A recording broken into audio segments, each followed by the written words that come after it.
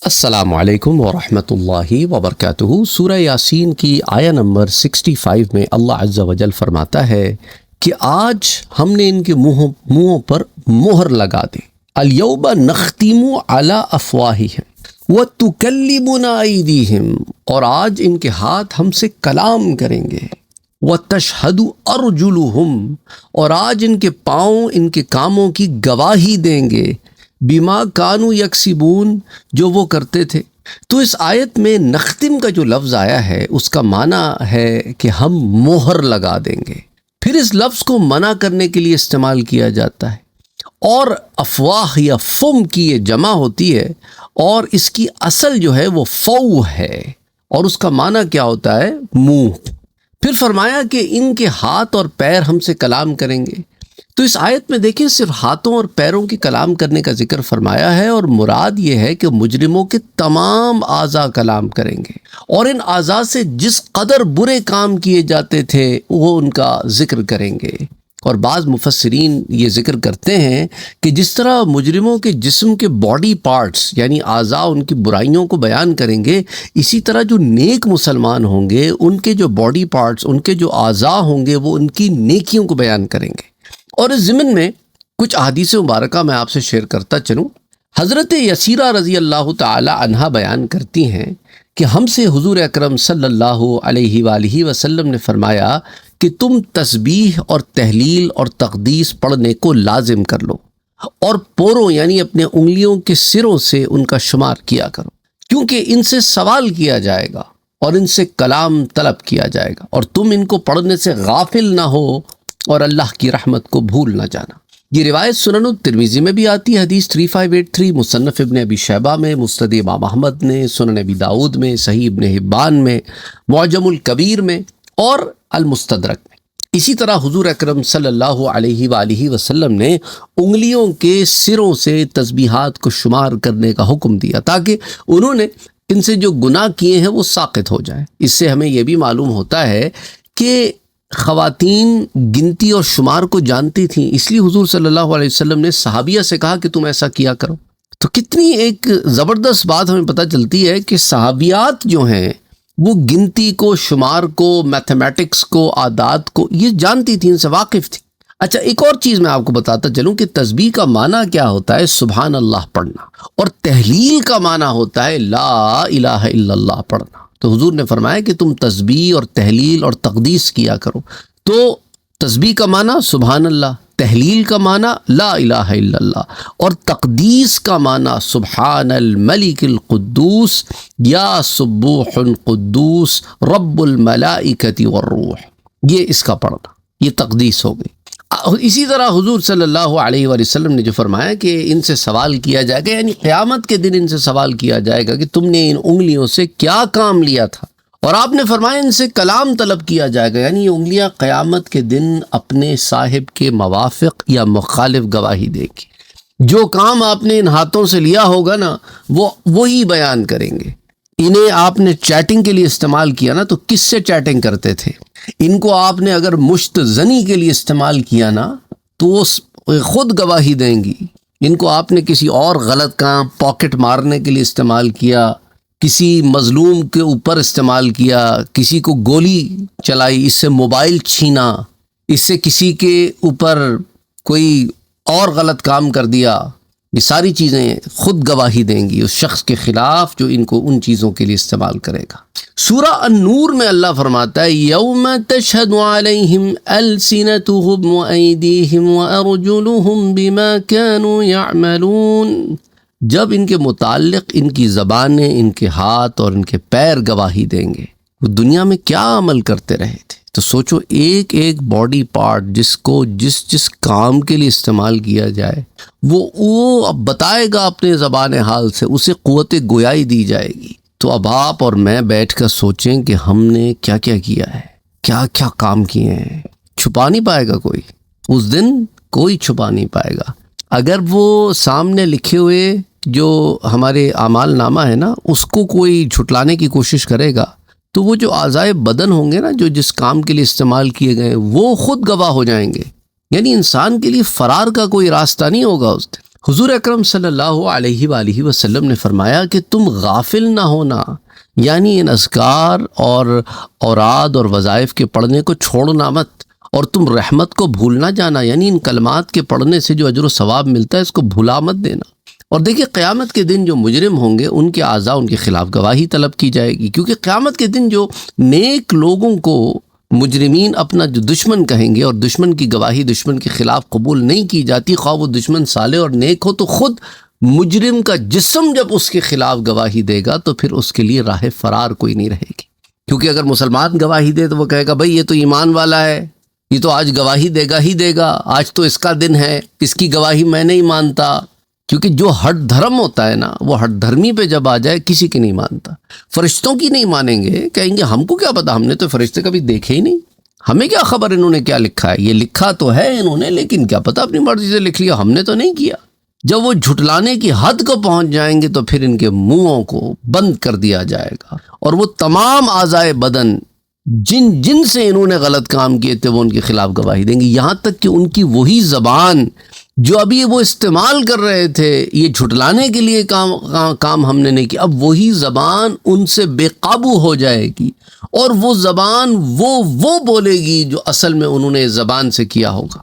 تو مجرموں کے جو اعضاء ہوں گے وہ گواہی دیں گے۔ اس کے متعلق حضرت انس بن مالک رضی اللہ تعالیٰ عنہ بیان کرتے ہیں کہ ہم حضور صلی اللہ علیہ وآلہ وسلم کے پاس بیٹھے ہوئے تھے کہ آپ مسکرا اٹھے۔ آپ نے پوچھا کہ کیا تم کو معلوم ہے کہ میں کیوں مسکرایا ہوں، میں کیوں ہنسا ہوں؟ ہم نے عرض کیا اللہ اور اس کے رسول کو زیادہ علم ہے۔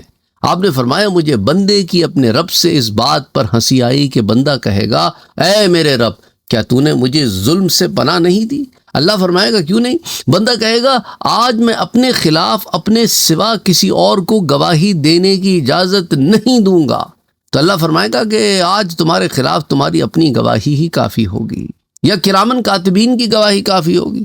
آپ نے فرمایا پھر اس کے منہ پر مہر لگا دی جائے گی اور اس کے اعضاء سے کہا جائے گا تم بتاؤ، پھر اس کے اعضاء اس کے اعمال کو بیان کریں گے، پھر اس کے اور اس کے کلام کے درمیان تخلیہ کیا جائے گا، پھر وہ اپنے اعضاء سے خود کہے گا کہ دور ہو، دفع ہو، میں تمہاری طرف سے ہی تو جھگڑ رہا تھا۔ اللہ اکبر، یعنی میں دفاع کر رہا تھا کہ تمہیں عذاب نہ ہونا، میں جلوں گا تو ہاتھ تو بھی جلے گا، میں جلوں گا تو پیر تو بھی جلے گا، میں جلوں گا تو جلد تو بھی جلے گی، اور تمہیں کیا ہو گیا ہے کہ تم اپنا دفاع بھی نہیں کرتے؟ یہ صحیح مسلم کی روایت ہے، حدیث 2969، سنن الکبریٰ میں امام نسائی بھی اسے روایت کرتے ہیں۔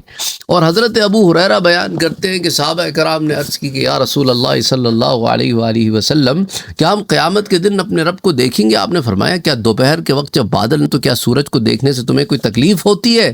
صحابہ نے عرض کیا نہیں۔ آپ نے فرمایا اس ذات کی قسم جس کی قبضہ قدرت میں میری جان ہے، تم اپنے رب کو دیکھنے سے صرف اتنی تکلیف ہوگی جتنی تم کو سورج یا چاند کے دیکھنے سے ہوتی ہے۔ پھر اللہ بندے سے ملاقات کرے گا اور اس سے فرمائے گا اے فلاں کیا میں نے تجھ کو عزت اور سرداری نہیں دی تھی؟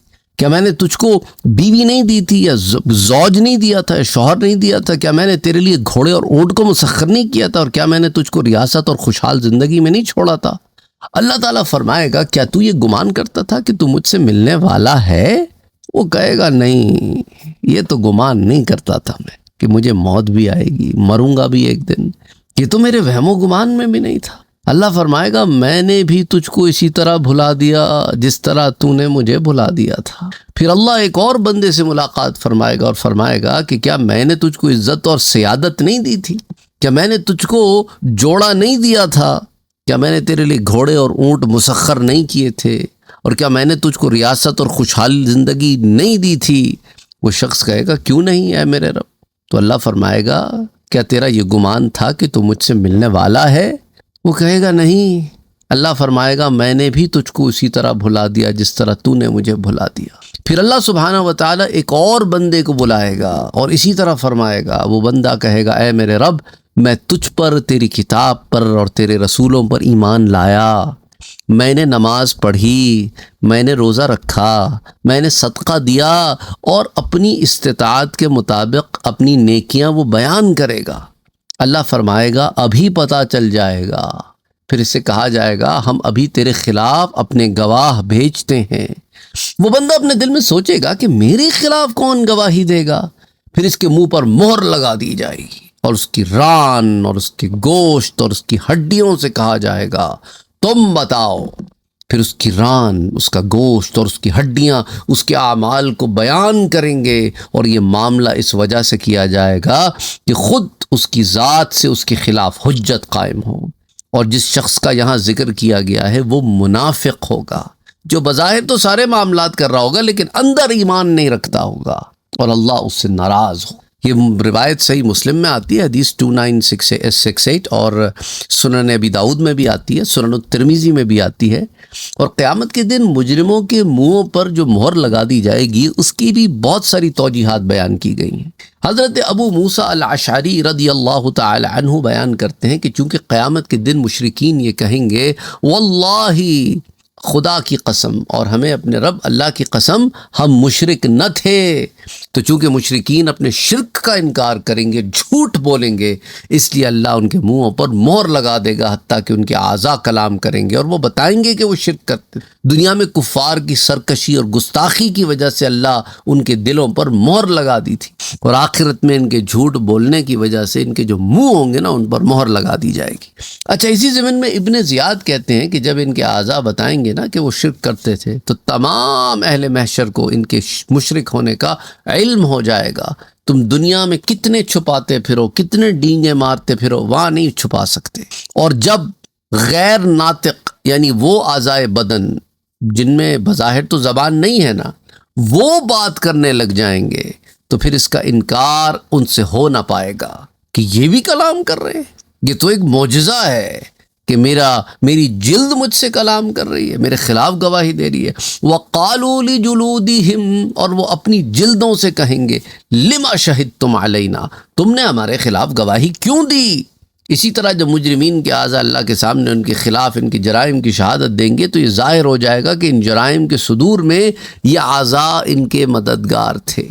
اور اس آیت میں جو فرمایا نا، اور ان کے ہاتھ ہم سے کلام کریں گے اور ان کے پاؤں ان کاموں کی گواہی دیں گے جو کرتے تھے، تو یہاں پر ایک سوال پیدا ہوتا ہے کہ اس کی کیا وجہ ہے کہ مجرموں کے ہاتھوں کی طرف کلام کرنے کی نسبت کی اور پاؤں کی طرف گواہی کی نسبت کی؟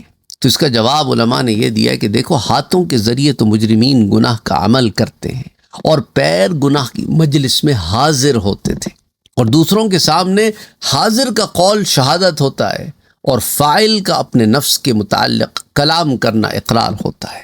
کیونکہ ہاتھوں نے کام کیا تو ہاتھوں کو کلام کرنا ہے، اور پاؤں وہاں پہنچ کر رک گئے اور شاہد تھے تو ان کا گواہی دینا بنتا ہے۔